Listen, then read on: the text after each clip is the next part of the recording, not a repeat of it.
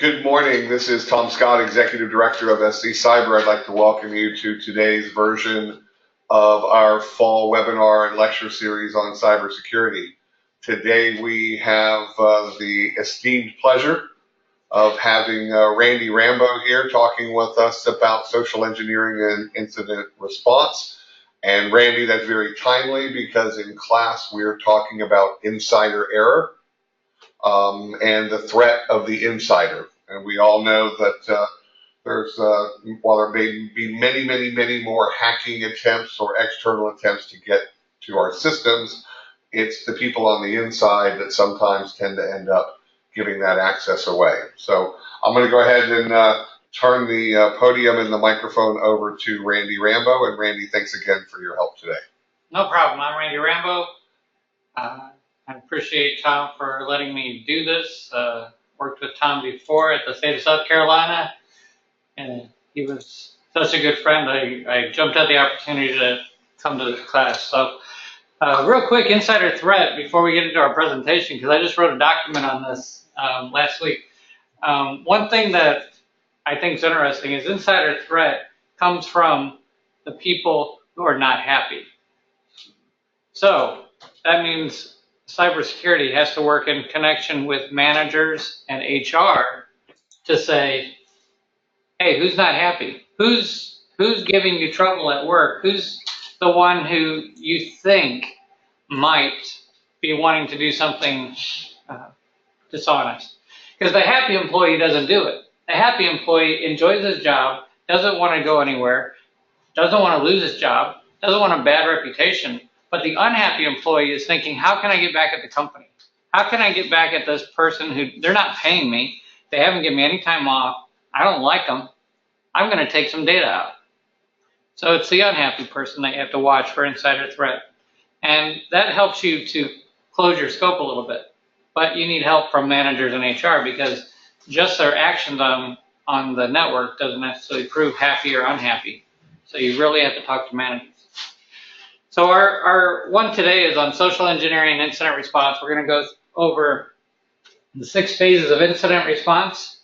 And I throw social engineering in here because one thing that I like to point out with social engineering is the fact that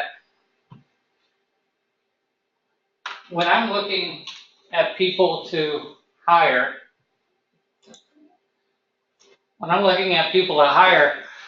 if you're not able to manage your own life, manage whether or not you've been a victim, manage whether or not you monitor your own life, then why am I going to let you monitor a $1 million or $1 billion business? I need you to manage your life first. So I go through this because social engineering is something that when you learn it, it becomes the fun part of cybersecurity. Why it's important? Because the information that people have, when you start trusting somebody, you start giving them information. So that's the one thing with social engineering, that you're trying to build that confidence and that trust level for you to say, so do you have any pets? Yeah, I got 2 pets. You got any cats? Yeah, I got 2 cats. What are their names? And they tell you their names. One thing I like to do, you know, there's no women in the class. I don't know if we have any women online.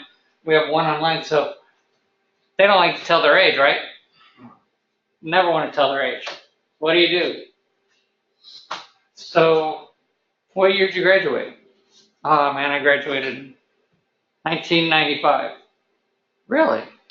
How old were you when you graduated? You graduated early? No, I was right at 18. They just told you their age. When they graduated, 18, do the math, you got their age. But if you ask, hey, tell me your age, they're going to be like, I'm not telling you my age. So that's the goal of social engineering, is that you're getting information out of them.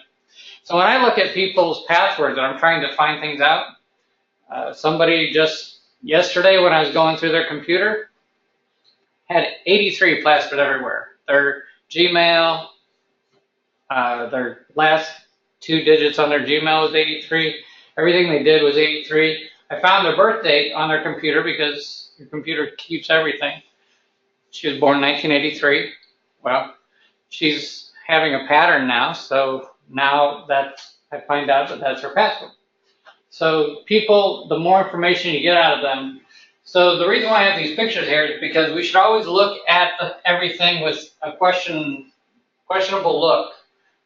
Is it harmful or innocuous? Somebody asks you, where do you work? Why are they asking you that? So if somebody asks me where I work, they might want to know because they know I do cybersecurity and I have elevated privileges on my account. So they ask me where I work. Well, what's your username method? Is it first name dot last name, or is it your first initial last name? Now they're asking me too many questions. I don't want them to know that piece of information. You may think, well, it's harmful to give that out. It's not harmful. So that's what you have to do with every question that they're asking you. Why are they asking you that question? So you guys, because I don't trust you, ask me what my username is at work. I'm not going to tell you because I have a VPN. You get to the VPN, you get my username, you get enough to know about me, you might get my password. Now we know he's got a VPN. Exactly. So everything you should look at. So that puppy looks harmful, but the puppy could attack you. So would you fall for questions? So there's a Jimmy Kimmel. We're not going to show it in today's class, but there's a Jimmy Kimmel one where he's on the street and he's asking people these questions and they just give up all this information. One person even spells a name because it was a strange name. And so he just spelled it for them. This is my password. And he just spelled it for them. So just as the reason why I start with this is because you need to protect yourself. Because if you're a victim and you want to get hired, then how do I know you're not going to make my company a victim? So I need you to protect yourself first. This bottom one, I'll send this to Tom. He can share it with the class. But what it is a phishing in Brazil. So somebody called a bank in Brazil, and they talked to this woman, and they had all the information of a recent deposit. But because they called her, she didn't trust them. But they had the transaction number. They had the exact amount, right down to the cent. They had everything about this transaction. And they were saying that it was done in error, and they wanted more information. She didn't trust it.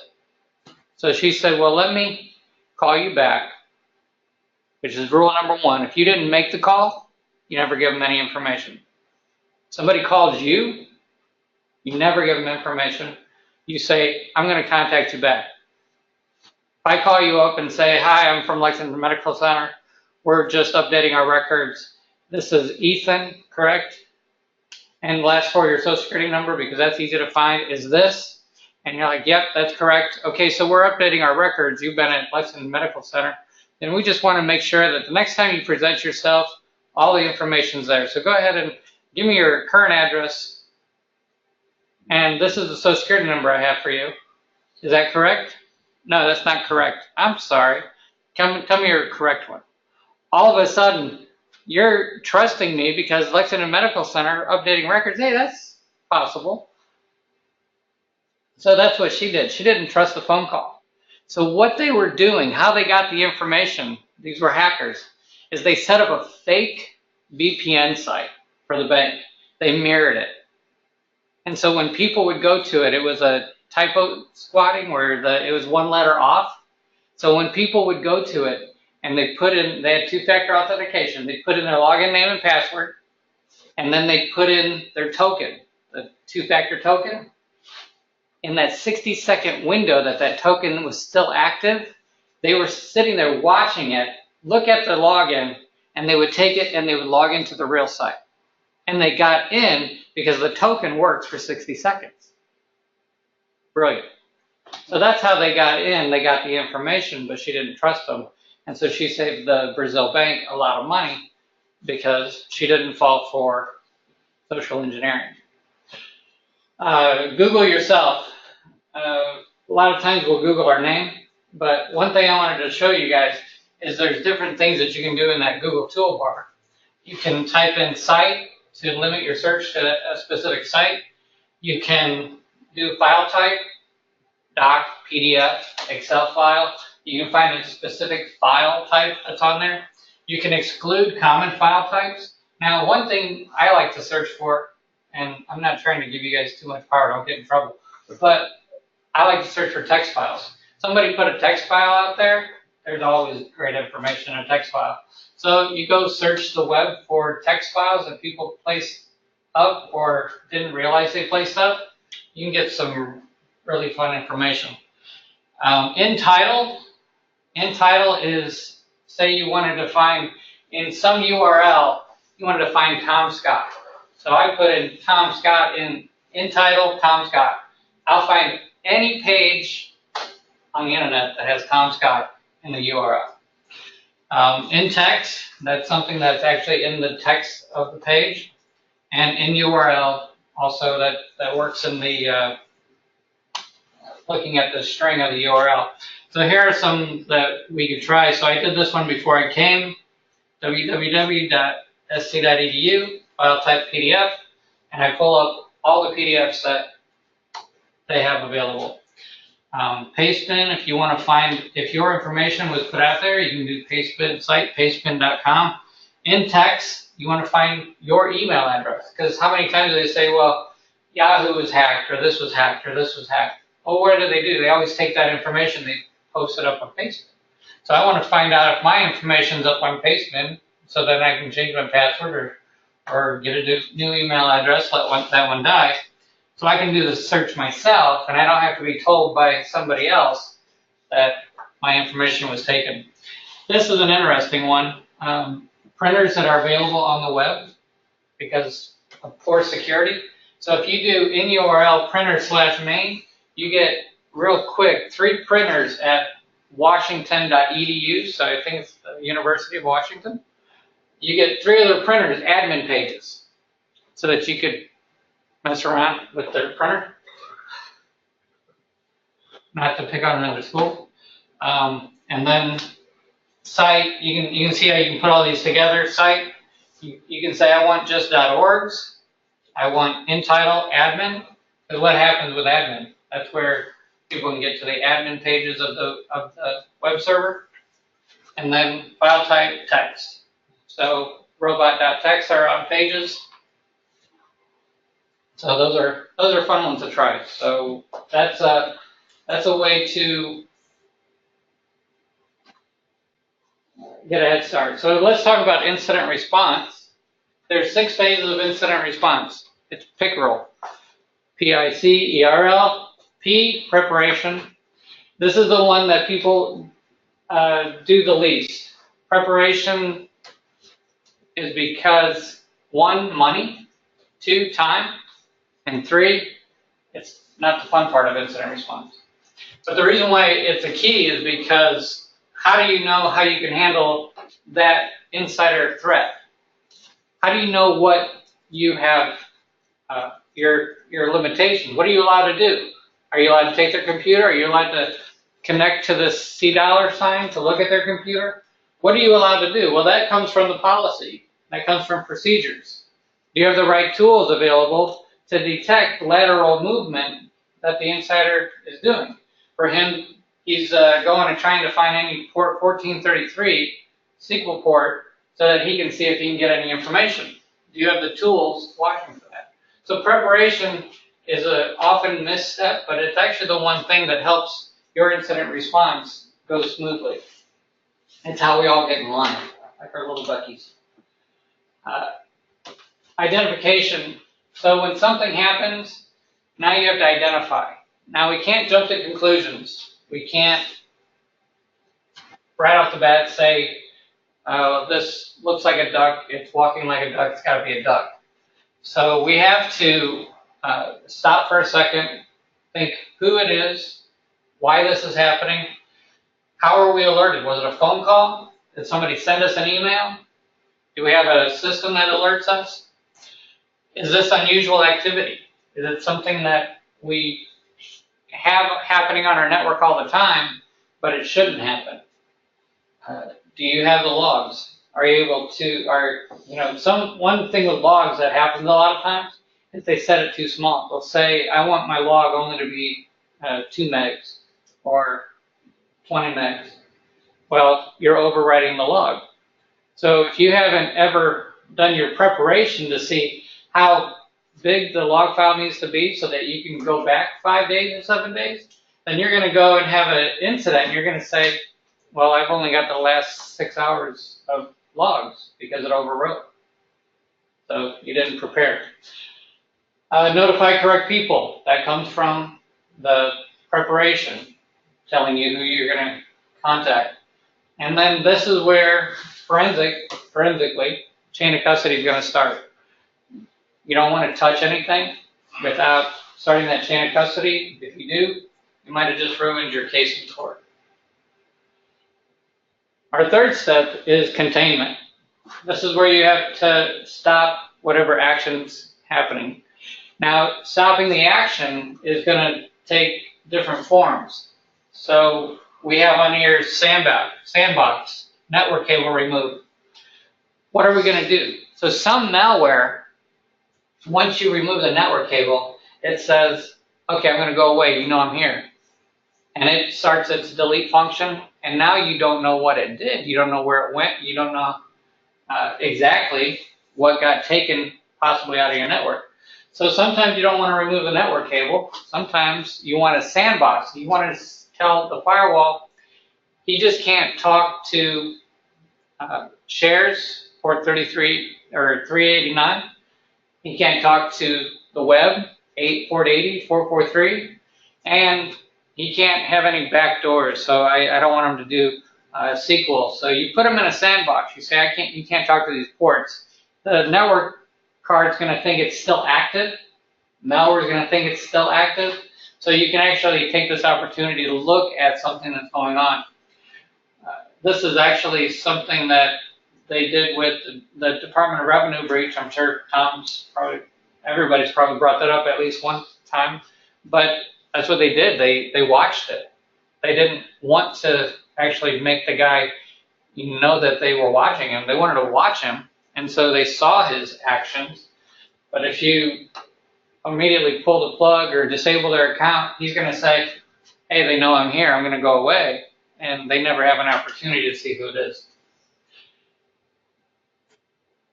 First thing, stabilized environment. That's a big key because if something, say Equifax, how do you stabilize the environment? How do you, since it's a web server, how do you keep your business running while you're actually containing the breach? So that's how you got to stabilize the environment. E, eradication. Eradication phase is where you find the little devil and you get rid of it.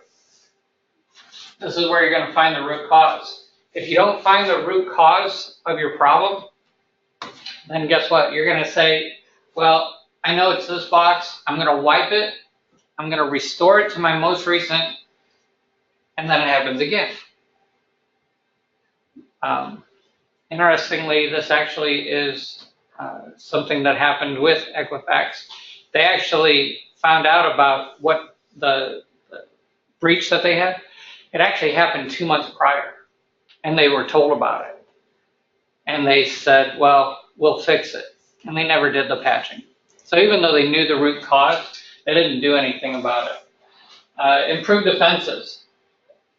One thing that I like to talk about is, say USC, they wanted to improve their defenses to make sure that they're monitoring any hackers or any malware that's trying to get in. If you spent $10 million to improve your defenses, would anybody say we are completely protected and we're not going to get breached? No. You are never going to say you are completely protected. You could drop $10 million and still say we could still have somebody come into our network. So improving defenses isn't always on your perimeter. Sometimes your improving defenses is to come inside your network, and now are you able to watch somebody who comes in and if they can go lateral? Are you able to watch if they're trying to hit your database server? Are you able to watch if they're just doing enumeration and getting different paths on your network, usernames, and the like. So improving defenses, don't think it's just perimeter, because nobody's ever going to say their perimeter's going to keep them completely protected. You add firewalls, IDS. Once again, everybody says, well, you got to put firewall on the outside, right? Well, why can't you put a firewall right in front of your databases? Why can't you put the intrusion detection system right in front of your databases? Instead of spending all that money on your perimeter, bring some of that money on the inside, put it right in front of your database servers. Now you have an intrusion detection system on the perimeter and in front of your firewall, and in front of your application server, and in front of your web servers. Now you're able to do more things rather than just watching the perimeter. Wide format rebuild. This is not a joke. People have restored viruses because they will say, well, obviously we have to restore, but they didn't look at the root cause to find when it happened. So they go back 72 hours and they restore it, and the same thing happens because they didn't realize that they've already backed up the virus. And they're just restoring it. Remove malware, rescan the network. Sometimes the rescanning of the network actually takes a few times. You have to watch. After you put a box back on the network and you're saying, well, I've cleaned it up, I've removed the malware, you're going to want to watch it that day. You're going to want to watch it the next day. You're going to want to watch it for a week. Why? Because there's timers. These guys love to put timers in. They're little programs. I'm going to show you one here in a little bit, but they like to put timers in so that I'm going to stay quiet. You're going to think it's clean, and I'm going to wake up in about 7 days just when you think that it's all fine. When you're thinking about malware, I always think of it this way. You guys are honest, trustworthy people, and yet if we were going to write malware, we would test it against every different tool. We would find a way to hide it, and we would make sure that it caused a lot of damage, and we're trustworthy. So the ones who are not trustworthy are the ones who are writing it. So they're going to do even farther, go beyond the things that we find malicious. Our last two things in our pictorial is recovery and lessons learned. Yeah, you're going to feel like this is just your life's over and you got to find a new job because you had an incident, but that's really not the case. The key, once you return to operation and you're not putting the compromised code back in and you validate the systems, now you're doing this new baseline test. You're getting new levels on your network. You're saying, okay, so we shouldn't have had that much traffic to the database server. That's what we learned. So now we can set up an alarm. When our traffic reaches over this amount, I want to be notified because that's what happened before. So now you can take that information and you can put it to work for yourself. Back to production, that's where you start starting to breathe again. Lessons learned, this is where you're documenting. We hate documentation. I guarantee you, none of us want to write. None of us want to write anything. I love doing forensics, but I hate doing the report. I wish people would just let me say this is what happened and I don't have to write this whole long report.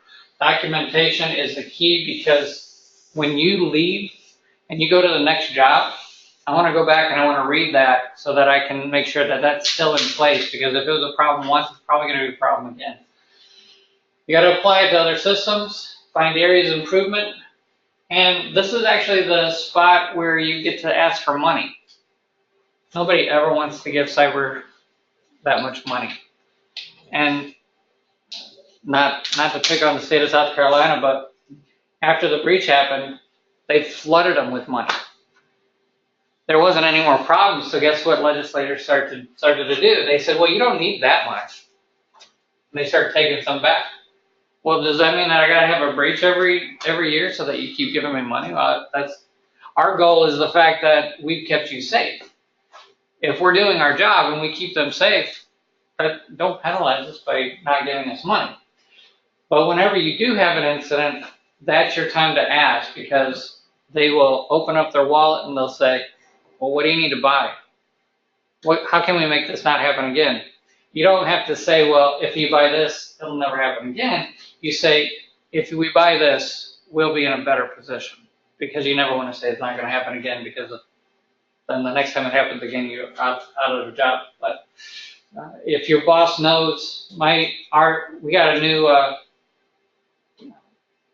chief information officer where I work. He just came from eBay, and he lives with the idea that we're already breached. Not breached, that's a bad word. We're already compromised. Because if you live in a world that you're already compromised, then you're going to take different actions rather than saying, I just have to stop it from happening. Now he's in the identification part. He's saying, well, I want to identify what's wrong in the network. And that's a better place to be at. If your bosses can have that thought process, it's a lot better, because granted, there might not be anything wrong on your network, but if he's willing to live in that world, he's willing to help you out and keep you at the forefront of technology. Follow-up meetings, make sure they're productive meetings. One thing that everybody hates is a meeting where we all go in and sit around and look at each other and nobody has a plan. So the thing with lessons learned is make sure that you go in with this plan of what happened. I know the root cause. I know who did it. I know it came from an email. I know exactly how this happened. Let's try to improve it. 9 times out of 10, you're going to have to improve the user. We always talked about we need user 2.0, because it's your users that are going to click the email, click the link, open something they shouldn't, go to a site that they shouldn't have, get an ad. It's the users. So sometimes your follow-up process is just training the users and getting them to help. So scenarios. Okay, we're after 10, so I get to ask questions now. So now that we're aware. So workstation is making connections to a command and control address. What's one thing that we can do for identification? Question to you guys. What's one thing we can do to identify? I made this interactive. He told me that Fridays everybody's tired. Yeah, So we'll some passwords, stuff like that. Yeah, we can do passwords. One thing is you got that command and control IP address. Now that's just one address. What about the whole CIDR? What about the whole range that they have? Maybe they're a /24, so you've got one IP address, but you know that they don't need to talk to the whole 256 in that range, or a 512 on a /23. So finding out more identification process on that command and control is helpful. You have an employee that's terminated due to criminal activity. When we're doing the recovery of his laptop, what should we always keep in mind? You may have data or like company information, confidential files, the company backed up on his home computer or on an external hard drive. Yeah. So he's terminated due to criminal activity. And you don't want to just collect it. You want to take precautions on your whole company. What did he do? You want to go into his life. You want to do forensics on that computer. But one of the first things you don't want to do is you don't want to ruin any data. So remember that chain of custody. You want to start with that chain of custody. You want to go there. You want to write down all the information. You want to take pictures of his desk, because these are things that criminal activity. He might have been busted for something that's completely irrelevant to your company. But if he's a criminal, he might be doing something in your network, and you might want to press charges later on. So you want to start as though you're going to go to court. If you handle every case as though you're going to go to court, you'll be a lot better off, because now you can follow those steps and those procedures and make sure you're covered. When he's terminated due to criminal activity, sometimes you got to get police involved so that you can get that warrant from his house, so you can get his home computer. You can get his thumb drives and do the forensics on those things. Third one, user is identified as visiting inappropriate workplace sites. So what's one thing you want to first do with this user? Well, with his traffic. What do you think you want to do with his traffic?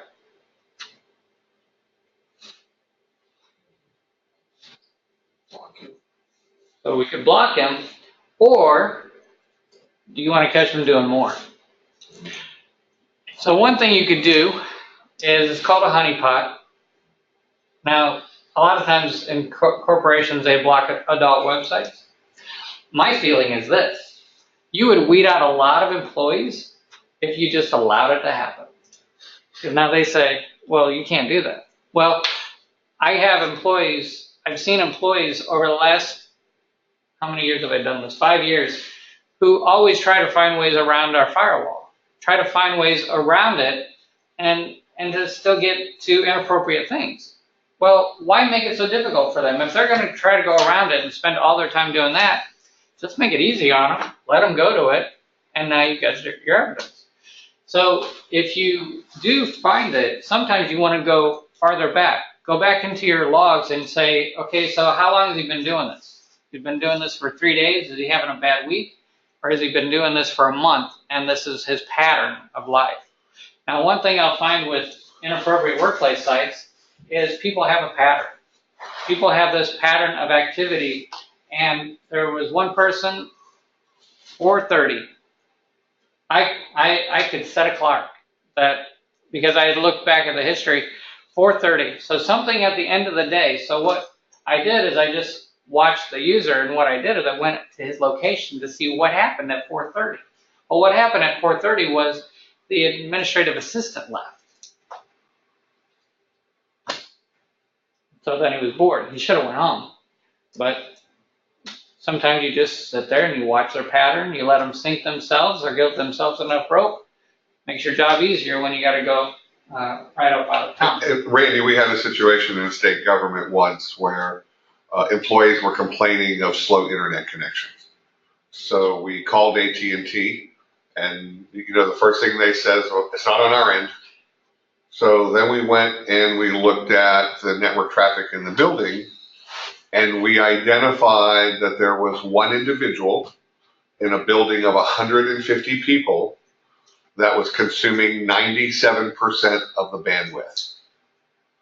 So if you think about that, in terms of 150 people and only 3% of the bandwidth being available, she was basically committing a denial of service attack for 145 people in that office. So that was kind of the trigger. Then they went in and they said, okay, what is the cause? What's the root cause? Well, she had Napster, so one of the file sharing networks, on her work computer. She had the latest Destiny's Child CD on there, and she was sharing it with the world. Okay, so you think about that. If Randy's got dial-up and Ethan's got DSL, and I work for government, who's got the biggest bandwidth? Dial-up? No. DSL? More than him. I got a T3. The pipe going in and out for traffic is huge. So in those file sharing networks, you get to pick whose music or whose movies you want to download, right? Well, do I want to take the one that's going to take 12 hours to download, or 6 hours to download, or the one that's going to take 4 minutes? So what was happening is everybody around the world was picking her as the place to download the movies and the music. They basically shut that office down. So Randy, then we did what you said. We went in and we did the investigation. And we found out that 80% of her time had been spent at miamibeach.com or at, or shopping, or what's happening on Friday night in Orlando. She was a 2-week-old employee, and we were able to determine that in week 1, she went through security awareness training class. Obviously didn't stick, because in week 2, she basically was committing activities of such a nature that she wasn't doing any work, nor was she allowing other people essentially to do their job. It was very interesting, because we went in, it was kind of a call center, and all of a sudden you see the guys in the cubicles, and they all lean back like this, and they see the investigators, and they all go, clean your cache, clean your cache. You know, and it goes right down the row. Everyone's in there going in their browsers and cleaning out the cache. Does that make a difference, Randy? No. No, because you can go look at all the network traffic of everything that you did. One of my favorite lines is I walk up and I introduce myself. Hi, I'm Randy Rambo. I'm here for your computer. Just the look on people's faces, it just their stomach drops because you don't let them touch anything, you don't let them close anything else out, and you take it right there as it presents themselves, and it's a great look. This one actually fired in our company the other day. Our alarm fired that a user opened malicious document. So you can see where the program files in WinWord, and what it did is it stored the document in temporary internet files, content IE5. So you don't want a document in temporary internet files. Normally if somebody goes and does a document, they're going to do a save as, or you're going to download it, and you're going to put it in your download folder. If it's coming in automatically, that means that that's going to be malicious. So that document came in, and when that document opened up, because they clicked the link, this is what it ran. Now you'll notice it's a command, and what they did is they write a command to take out the little delimiters that they put in there. So PowerShell, they run a string, and right here they run this exe command, and they go to this website, events4u.cz. But if .cz is not available because most people block a lot of foreign countries. So what they did is they put in here a backup one. If you get blocked, go to .co.uk, because the chances of being blocked in the UK is going to be less likely because the UK's nice. Those are nice people. As opposed to the Czechs? Yeah. Okay. They'll block Russia, but they'll say, well, Canada's good. .ca, we're good with that. Nothing bad comes out of Canada. So they just send to a different site. So you'll notice it's the same file, same PNG file. And what it does is out file encoding, and it made this BAT file on their computer, started a process of that BAT file, and you notice Windows hidden. So it's running in the background, the process running in the background that you're never going to find. So if we didn't have our alarm tools, this wouldn't have been caught. And these are things that happen on people's computer all the time at home, that they have no idea why their passwords are getting taken or why information's leaving. And they're like, I got to change my bank account again. So if I were to open up Task Manager, this would not be showing as a running process? No. Okay. It's hidden from the Task Manager as well. Okay. Because the goal of PowerShell is to give somebody more abilities that doesn't interrupt a user. So, and then sometimes they'll take these PowerShells and they'll run it in a process that's already running. So you already have a process running, say, Chrome. And then they'll take that process and they'll run it inside of that Chrome process, and you'll see it as Chrome. And you won't see this BAT file process running. So when this happens, one of the first things that you're going to want to do is you're going to want to do that sandbox. That's the first thing that we did with this box. Is he's in San Diego, and we did containment at 12:30 Eastern time, so it was 9:30 Pacific time, and he couldn't work after that. And we sent him and his manager an email saying, when you get into the office, we need to see your computer. So Randy, in the news this morning, as they're talking about the Las Vegas shooting, there is levels of contention related to timelines. What time did the security guard get shot? What time did the hotel call 911? What level of liability do they have for any of those times and windows there?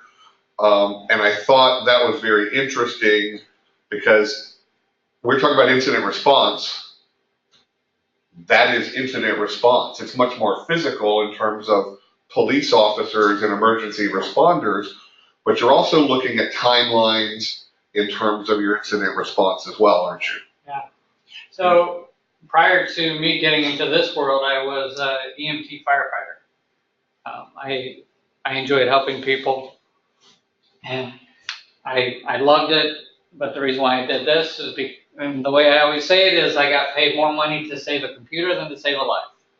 Kind of sad. That's the world we live in, though. I went towards the money. I guess I have bad morals. But that whenever I would go on a call on the ambulance, I had this log. I had the time I went out, time I arrived. Yeah, you got to do this whole log of everything that you're doing. Well, that's the same as I do in the incident response world. And it's a different thrill. I don't have lights and sirens, but these are very pressure-packed situations. One thing that you got to remember is not everybody's fit to do incident response, because you need somebody who's going to think clearly through the whole thing, follow the processes as written, and do it in a timely fashion and not dilly-dally. So when things like this happen, I'll tell you about another one. So talking about timelines, watching somebody send out a large web-based email. So you have your corporate mail. That's why you want people to send stuff. So if somebody's at work and they get on their Gmail or their Yahoo and they attach something that, data-wise on the firewall, they received little, but they're sending out a lot, that raises red flags because, hey, why are you sending out a lot of data through Yahoo when you have your corporate workman? So I called a user up and I said, I saw that you did this. And they said, well, yeah, it was Friday's my last day. Talk about insider threat. Friday's my last day, and I need to get some personal files home. And we have USB disabled, so they couldn't do it through USB. So they sent it out. I said, okay, I understand. Told me the stuff, shrimp recipe, no big deal. That was at 11:12. When I go back and I look at everything, she had also sent one at 11:10 that I didn't know about.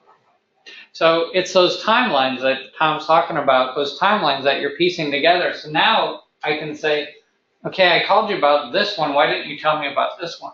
Oh, I didn't think that was an issue. So those timelines become crucial because now you're building this whole case of their habits of why they're doing something and why they're going through something. Timelines, that's the first thing I have to do when I do forensics is I have to start that timeline.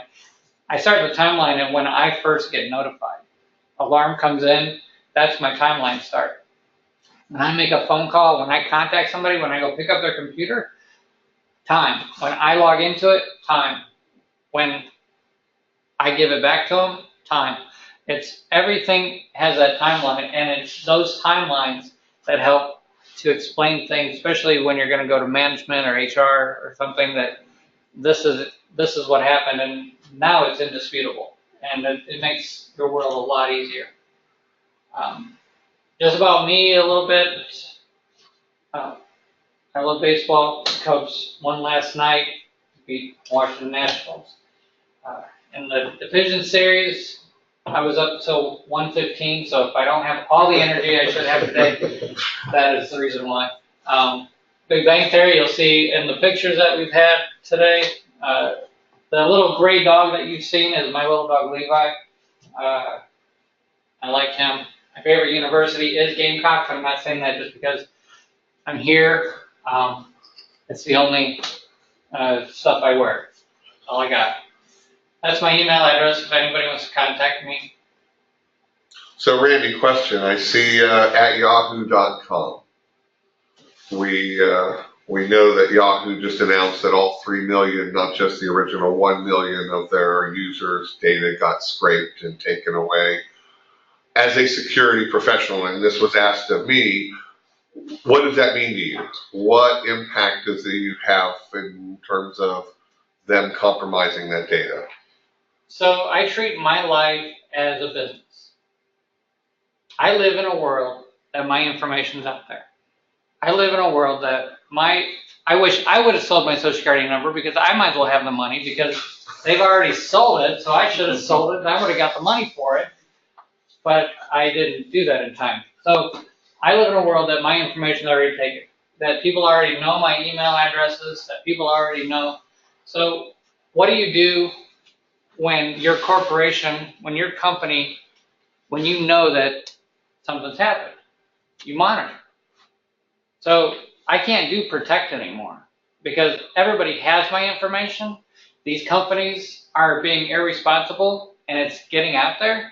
I can't protect it. So now I have to monitor. So that's what I do is I have every alert that I can turn on. I have two-factor everywhere I can, and not to promote a company, but I use LifeLock. And I get notifications. They monitor my bank, my 401k, they monitor everything because I'd rather pay for monitoring because I can't pay for protection. I can't pay to keep my information private anymore.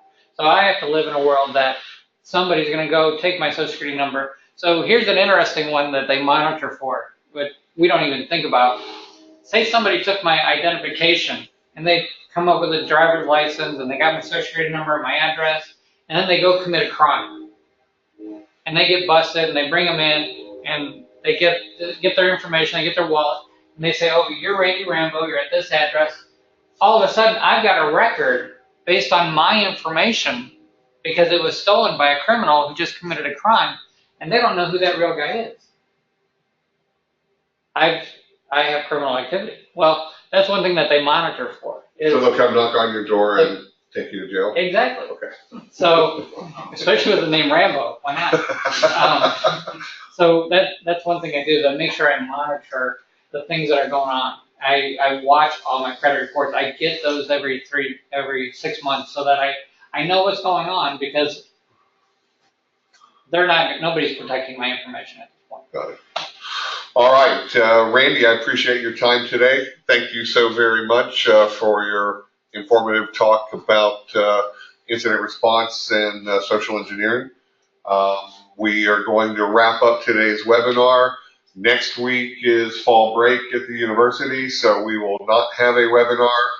The following Friday at 9:30, October 27th, we will have Mark Punzarudu here coming talking about compliance and compliance frameworks. So thank you, everybody. Enjoy your Friday. Enjoy your weekend.